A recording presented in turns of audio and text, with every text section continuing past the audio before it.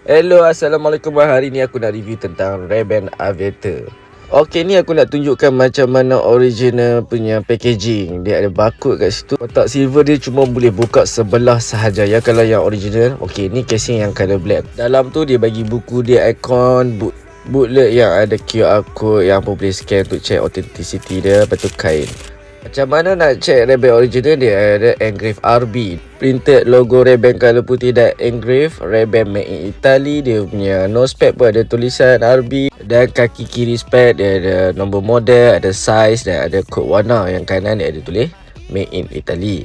Lepas tu untuk aku yang special ni, aku ada 3 size, iaitu 55mm, 58mm, 62mm. Untuk model 3 saiz ni apa sangat susah nak jumpa. Sebab apa? Di Malaysia ni selalu apa akan jumpa saiz 58 dengan 62mm lah.